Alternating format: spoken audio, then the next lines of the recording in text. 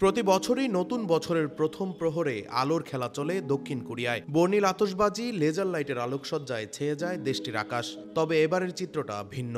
শোকাবহে শুরু হবে নতুন বছর, এমনটা ভাবতেও পারেনি কোরিয়াবাসী। বিমান বিধ্বস্তের ঘটনায় ১৭৯ জনের মৃত্যুতে শোকে স্তব্ধ হয়ে পড়েছে গোটা দেশ। চলছে রাষ্ট্রীয় শোক। নতুন বছরের কাউন্টডাউন, ড্রোন শো, আতশবাজি প্রদর্শন সহ সব ধরনের আয়োজন বাতিল করে দেশটির সরকার। যেখানে চলার কথা আতশবাজির শব্দে আনন্দ আর বন্ধুদের সঙ্গে আড্ডা, সেখানে চলছে হৃদয় বিদারক বিমান দুর্ঘটনার রাষ্ট্রীয় শোক। প্রাণঘাতী জেজু বিমান দুর্ঘটনার পর দক্ষিণ কোরিয়া জুড়ে নববর্ষের অনুষ্ঠান বাতিল করেছে দেশটির প্রশাসন। মুয়ান আন্তর্জাতিক বিমানবন্দরে মর্মান্তিক দুর্ঘটনার পর থেকে আগামী ৪ জানুয়ারি পর্যন্ত জাতীয় শোক ঘোষণা করেছে সরকার। দেশটির বিভিন্ন স্থানের বেশ কয়েকটি সূর্যোদয়কে ঘিরে নানা আয়োজনও বাতিল করা হয়েছে। রবিবার দক্ষিণ কোরিয়ায় অবতরণের সময় বিমান বিধ্বস্ত হয়ে প্রাণ হারান ১৭৯ জন।